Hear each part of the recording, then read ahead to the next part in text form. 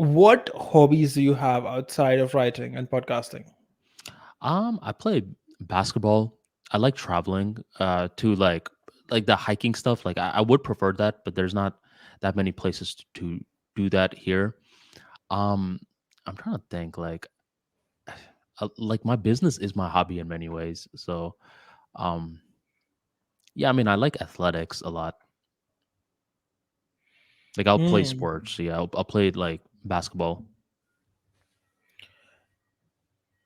Have you tried something like boxing or a combat sport? Yeah, so I was into that. Like I know the guy who works in the Clearwater boxing gym, and there's a lot of like famous boxers that apparently train there. We have a guy, Keith Thurman, I believe that's the one he trains in, and he had me go in for like a couple of sparring sessions.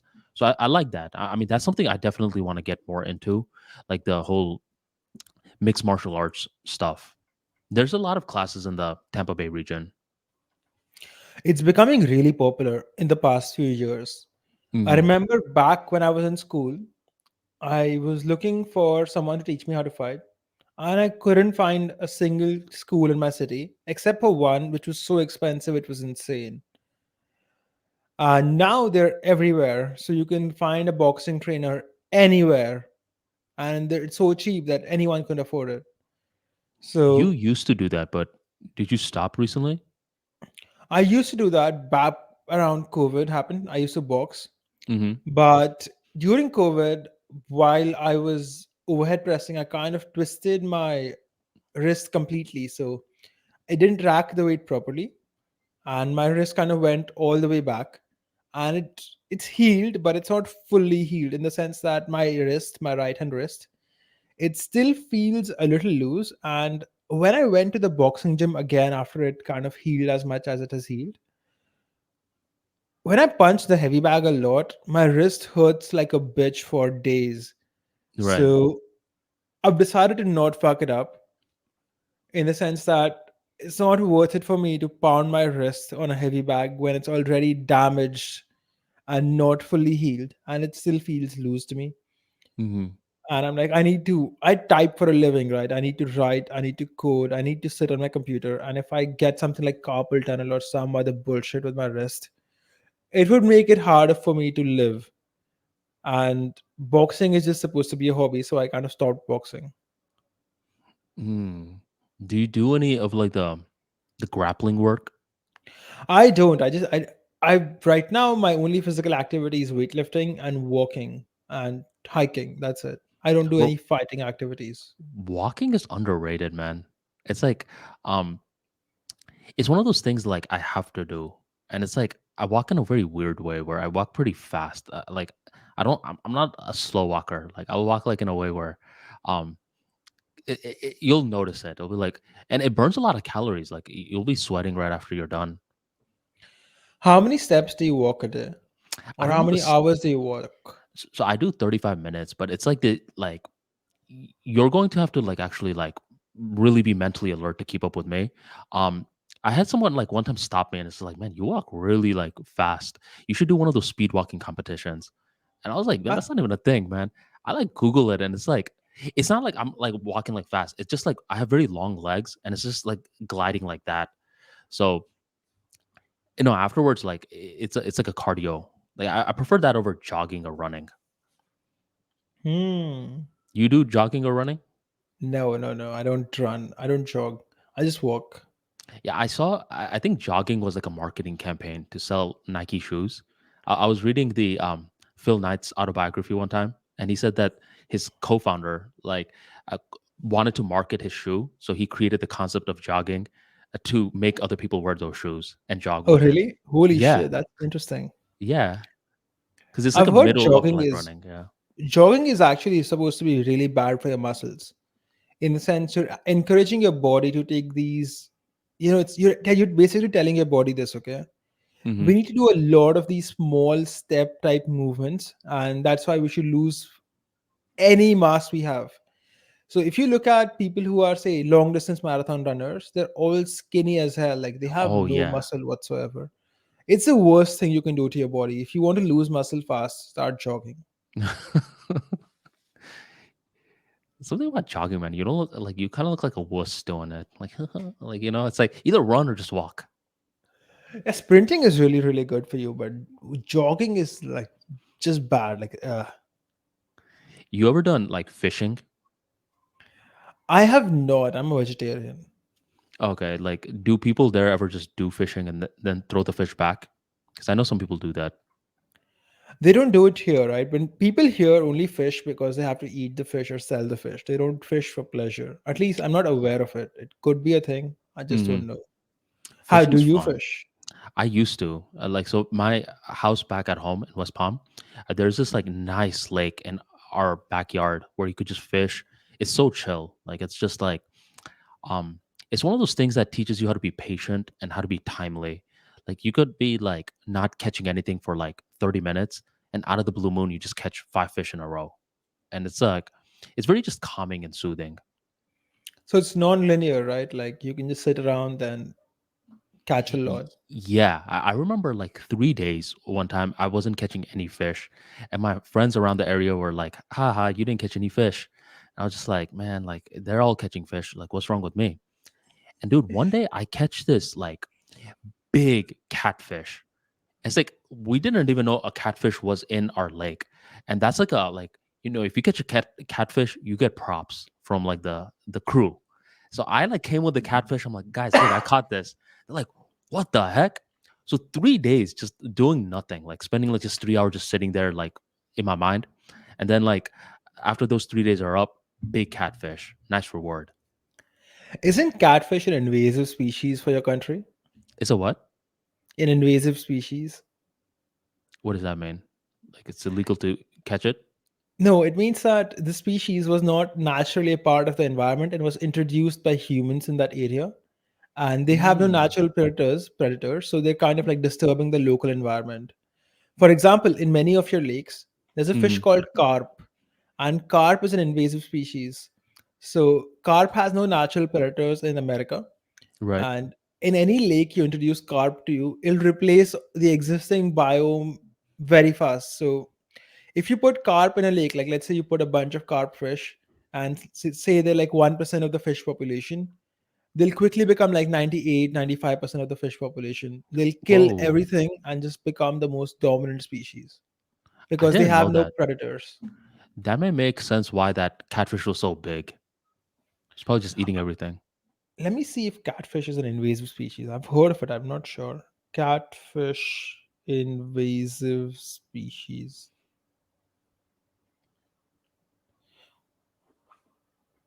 Okay, so it's an invasive species in India, I think. North African sharp-toothed catfish was illegally introduced in India. Hmm, I didn't know that. Let me see, USA. Okay, so there's something called a blue catfish that's invasive to your Cheapsake Bay in Virginia. Let me check. No, no. So my one didn't look like that. It looked like that, but not blue. Okay. Have you heard of lionfish? Mm-mm. That's an invasive species, I think. Oh yeah, that. See, that's something you wouldn't find in my lake. This was like a residential community, but eventually, what happened, Harsh, was like there was like a note that went out that said like you couldn't fish in that lake anymore, and it's like because my childhood, man, I didn't play like that much video games. So like fishing and stuff like or sports, like that was really fun. So when they're like, you can't fish in that lake, it's like, what are we gonna do now? Um, how far are the villages from you? Like, are there villages near you? I can go to a village in an hour. So is don't they have like these like village fishing? Because last time I went to Bangladesh, I went to like this very small area called Noakhali, and I recall like the entire village gathered, and they got this big net, and a few of the people went on one side of the um, lake, the other people went on the other side of the lake. They got the net, and they like gradually went through the lake with the net, and there were all these just different fishes popping up, and they were catching all those fish in that net. I'm like, whoa, man! Like I've never seen fishing like that before. That's cheating, by the way. 'Cause I was like, that's cheating. but they caught a fish for the entire village. Yeah, as a vegetarian, right, it's not something that interests me a lot, so I've not like noticed it a lot, but I'm pretty sure they do it, of course, because they getting the fish somewhere, right? But I'll tell you something more interesting. Hmm. Nowadays, they don't even use these nets. They use powerful LEDs at night, and the fish become attracted to the LEDs. That's how they catch fish now. That's cheating. You Yeah, got it's you just need the fishing pole and you got to clap really loud. And wherever you see like the little circular motions, that's where the fish are. now they have electronic bait for fishing. Everything's getting too digitized, man. So earlier you would have a worm on a hook, right? But now Yeah. you have a small fish like device, and you it ties with your pole, and it kind of goes in the water and acts like it's a real small fish. It moves like a real fish, so it Mm. attracts all these bigger fish to try and eat it, and they'll eat it and get hooked to the line. And it's much easier to fish now than it used to be. Yeah, and it also depends what you're fishing for. If you're doing it for a hobby, this is probably the last thing you want. But if you're doing it for like just to get food, this is probably exactly what you want. Yeah, it's one of those things, right, where I mean, like you said, you would catch a fish and then throw it back. But if you explain that to someone in India, like at one of these fish farmers, they'd be like, "What? Why would you do that?" Oh yeah. Well, I would catch it and eat it. But there are people that go in the beach. They have their fishing pole and they'll just catch a bucket of fish and then they'll just throw it back. This is where our grandpas can put us to shame. Where your grandpa didn't fish, but like hypothetically, if he did, he's like, I don't need all these fancy fishing poles and everything. Just give me a stick and give me a piece of nylon and some bread, and I got you. And like they really know like the craft of it because that's the guy who taught me how to fish. But my grandpa wouldn't get the actual like fishing rod. He would just like make it out of like tools from nature, and he'll catch more than all of us combined. Yeah, it's one of those things, right? He spent a lot of time doing it in his life, and we haven't. It's not like we can't do it. It's just Hmm. we haven't put in the time and energy because it's not an important activity for us. Right. It's like this, okay? If you go back a few more generations, you'll find people who could start a fire, like from Mm. stones. And I'm gonna bet my grandpa couldn't do that, but his grandpa probably could. So Yeah. it's all about what's useful in your generation. Like, can you change a tire? Yeah. Can you? No. It's super easy. All you have to do is unhook some screws, put the tire, remove the tire, put the new tire, have the jack screw. It But is easy. Yeah, it is it's easy. easy, It's it's just easy. I just call someone to do it. I'm just like, hey, AAA, take care of this real quick. They'll take care of it in 10 minutes. So it's like I something I could learn, but I'm like, I haven't bothered to yet. Oh man, don't even remind me of all of this stuff. I have to drive 6 hours to and fro somewhere on the weekend in like the day after tomorrow and Sunday. And it's gonna be like 12 hours of driving in 2 days. Trucking. Trekking, yes. This guy loves trucking. It's it's a free weekend. I have some friends who also want to come, so we're gonna split the driving. Hmm. But I hope the car doesn't get faulty or any stupid thing doesn't happen to the car. Are you normally the guy that's driving, or um, you guys normally split it? It depends, if it's like 2 hours and one person will drive it, but this is 6 hours one way, so we'll have to split it. And when you go trucking, there's no like Wi-Fi or anything, right? We have something called Reliance Geo, which is it's like an ISP. It's like AT&T or Verizon. I don't know what's the right word. It's a provider on that the guy that's providing you with your cell phone service, and you have 4G and 5G everywhere. So you Hmm. don't have Wi-Fi because obviously you don't have Wi-Fi, but you have internet. Okay. But it really depends. You'll have internet at the top of the trek. So if you once you climb the mountain at the top, you'll have internet. But across the journey, you won't have signal, so you won't be able to take any calls or speak to anybody. So in a forest, you won't have any signal. But at the top of the mountain, there is nothing blocking the way, so you'll have signal. Mm. That's somewhat good because like during that drive, you guys can just talk. No, during the drive, we'll have signal. I mean, in the actual trek. Hmm. Well, yeah, and then in the actual truck, you guys could just talk and chill. Well, let me ask you something because you mentioned that you often stay with a lot of the villagers in the area. Like, do you ever Yeah, we're just go gonna stay with camping? some villagers, yes, this time Do you also. do you ever like just make a tent and like just stay where you were trekking? Avoid doing it because we have to drive, right? And if you don't get good sleep, then driving back becomes risky. So let's say that, if you've ever stayed in a tent, it's just like a small, thin sheet separating you from the ground. Mm-hmm. And if you're like a 6 feet guy like me, you're not gonna like be able to spread your legs in a tent. Mm-hmm. And if there's insects and things, you're not gonna get good sleep. And then you have to drive back on the highway. It's not something I would want to do. Right. But if I'm So staying somewhere for an extended period of time, it's fine. you got to get those McDonald's burgers ready. What do you carry while hiking? Mm. So last time I went hiking was in Hawaii, and so I didn't eat that much beforehand, and if I did, it was probably like the McDonald's breakfast. But when I came down, like I ate like these two big McDonald's burgers, and my body just absorbed it. After you're hiking, your body is so hungry, you can eat anything, Yeah, anything, and your body will just like, give like me more. there's this thing called Cocoa Head in Hawaii where it's like this railroad track that nowadays like looks like a bunch of stairs. So you go up there and it's like really high up, but by the time you're all the way up there, you get this beautiful view of Hawaii. Like you get to just see all of Hawaii from like a widescreen view. And it's just like it's such an adventure because it's going to take you like a couple of hours just going up there, just enjoying the scene, then coming back down and you just like see different people. Like you'll see little kids just like running up there.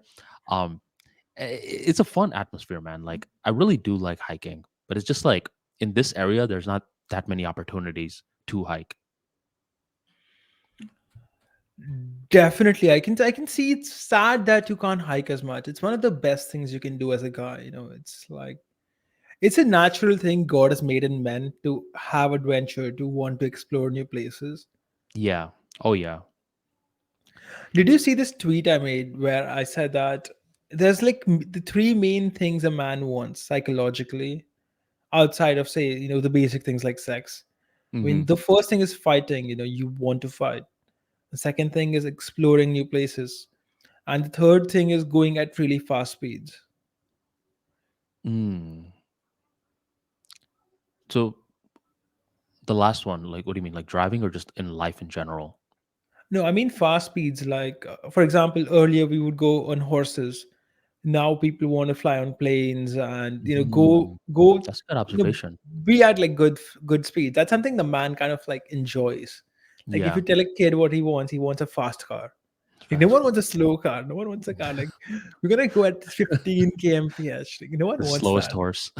Yeah, Have you ever done horseback riding? I have.